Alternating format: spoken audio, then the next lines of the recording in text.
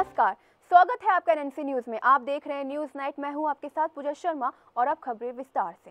भारत दौरे पर आए अमेरिका के विदेश मंत्री जॉन कैरी ने दिल्ली में संवाददाताओं से बात करते हुए प्रधानमंत्री नरेंद्र मोदी की जमकर तारीफ की।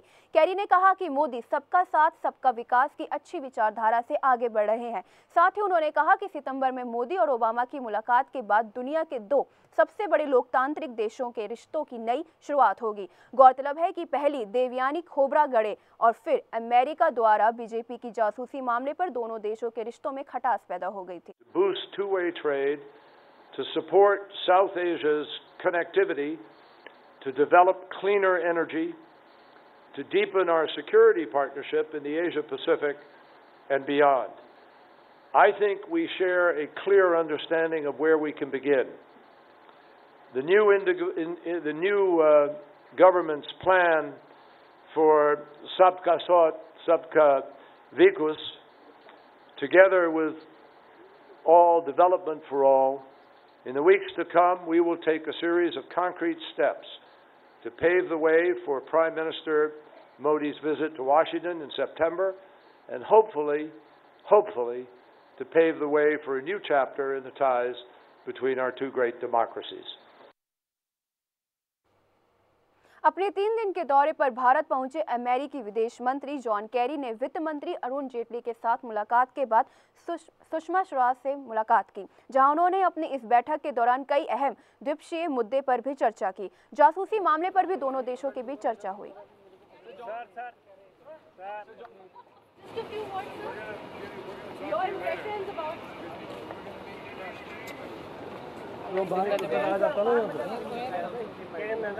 बड़ा बड़ी चीज पर चर्चा रही।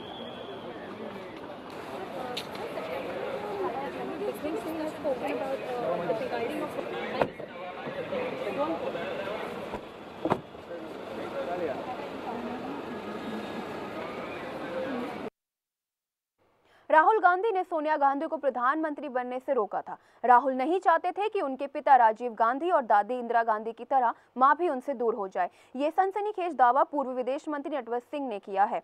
इस बात को लेकर कांग्रेस की वरिष्ठ नेता अंबिका सोनी ने दिल्ली में संवाददाताओं से बात करते हुए कहा कि नटवर सिंह अपनी किताब के प्रकाशन को लेकर सिर्फ प्रचार कर रहे हैं। कांग्रेस अध्यक्ष सोनिया गांधी का बचाव करते हुए उन्होंने कहा कि राहुल गांधी को अपनी मां के हित में सोचने का पूरा अधिकार है। President Sonia Gandhi, I also happen to be one of the people who had the opportunity of working with Sonia Gandhi. So, if Rahul ji or any other person, and in this case he is her son, he has every right to feel concerned about his mother. As a mother, I understand that. Let's not get mixed up. What Mr. Natwar Singh is saying is his call. Why he is saying it, he knows best. All of us can only feel that he wants his book, which is releasing on one of these days, to sell better. So he's creating a hype around it. There's nothing more to it. UPSC के मुद्दे पर एक बार फिर केंद्र सरकार ने संकेत दिए हैं कि सरकार छात्रों के पक्ष में अपना फैसला दे सकती है। राज्य मंत्री जितेंद्र सिंह ने पत्रकारों से बात करते हुए कहा कि सरकार इस मुद्दे को लेकर गंभीर है और जो भी फैसला लिया जाएगा वो कानूनी प्रक्रिया के तहत ही होगा।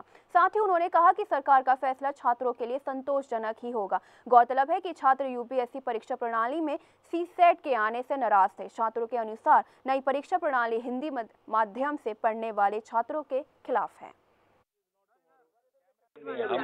हम देखिए, सरकार बड़ी गंभीर है इस विषय को लेकर के, और जो भी होगा विद्यार्थियों के अनुकूल होगा, व्यापक फैसला होगा, व्यापक होगा, संतुलित होगा, संतोषजनक होगा, विद्यार्थियों के हित में होगा, विद्यार्थियों की। महाराष्ट्र में पुणे के मलिन गांव में भूस्खलन की वजह से 23 लोगों की मौत हो गई, जबकि करीब 150 लोगों की अभी भी मलबे में दबे होने की आशंका है और इसी के साथ ही मरने वालों की तादाद में बढ़ोतरी भी हो रही है। एनडीआरएफ की टीमें बचाव कार्य में लगी हुई है। हालांकि रास्ता खराब होने की वजह से बचाव कार्य टीम को काफी दिक्कतों का सामना भी करना पड़ रहा है।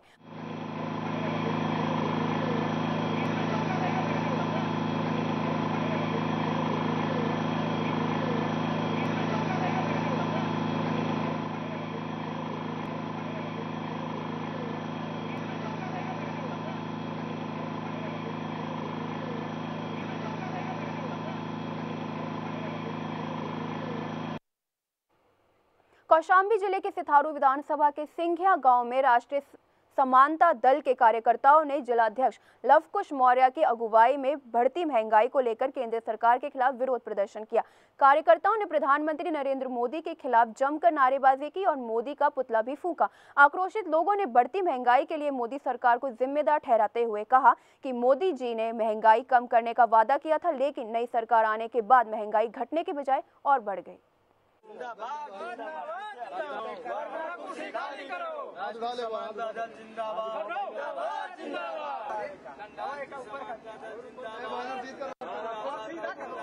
लोगों ने मोदी सरकार का पुतला फूंका है और इसलिए फूंके हैं कि इन्होंने चुनाव के पहले जनता से कई वादे किए थे, बहुत वादे थे। इन्होंने कहा कि हम महंगाई जो है कम करेंगे और गरीब को जो है सुखी करेंगे, लेकिन आज तक इन्होंने केवल महंगाई की है।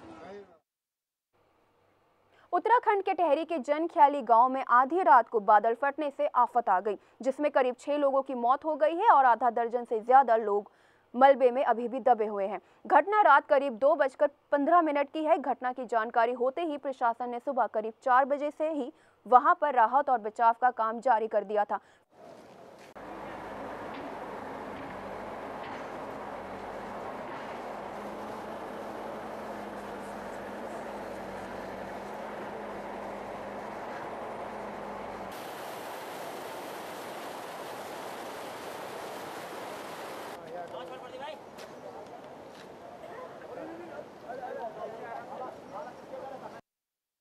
उत्तर प्रदेश में एक बार फिर एसिड अटैक का मामला सामने आया है। मुरादाबाद के सिविल लाइन्स इलाके में बाइक सवार 4 युवकों ने बोतल में भरा तेजाब महिला के ऊपर फेंक दिया, जिसमें महिला बुरी तरह से झुलस गई। गंभीर हालत में महिला को जिला अस्पताल में भर्ती कराया गया, जहां उसका इलाज चल रहा है। वहीं महिला के पति ने अपने भाई पर ही इस हमले का आरोप लगाया है। फिलहाल पुलिस ने 4 आरोपियों पर मुकदमा दर्ज कर लिया है, लेकिन इस मामले में अभी कोई गिरफ्तारी नहीं हुई है।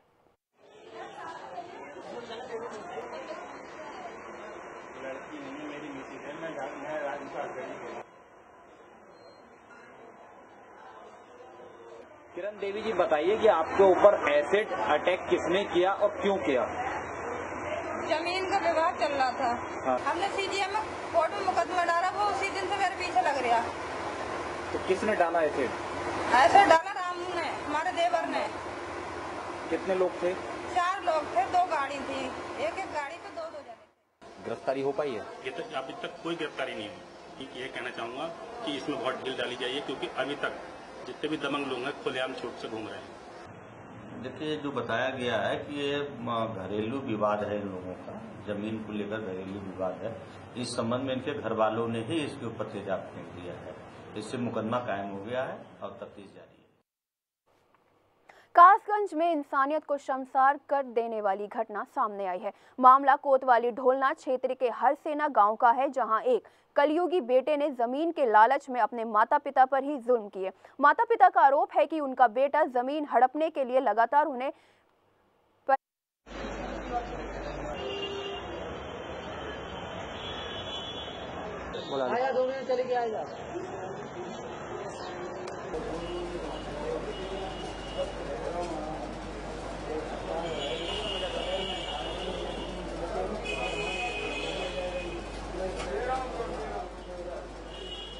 परेशान लड़का बहुत पड़ रहा हुआ बहू। हाँ, 2 परेशान कर रहा है। हमारे को रोक रहे हैं। बड़ेला लड़का जो हरी जी के नाम का, हाँ, वो ज्यादा परेशान करता है, कहता है इनसे कहता है कि जमीन को दे हमें और हम चालू जोड़ के जाको इसलिए कैसे जाते।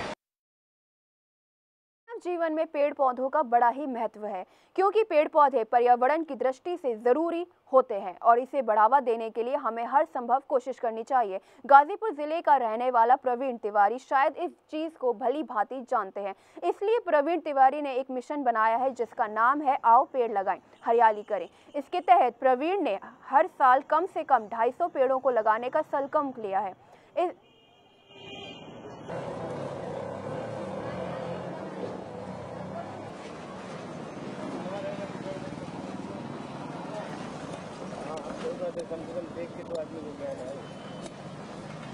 जी, हम जैसे पहले आपसे बताए कि पेड़ जो है ऑक्सीजन देते हैं और कार्बन डाइऑक्साइड लेते हैं जीने के लिए अपने आप को, और मनुष्यों को जीने के लिए सिर्फ ऑक्सीजन की जरूरत होती है। अगर मनुष्य न रहे तो पेड़ रह लेंगे।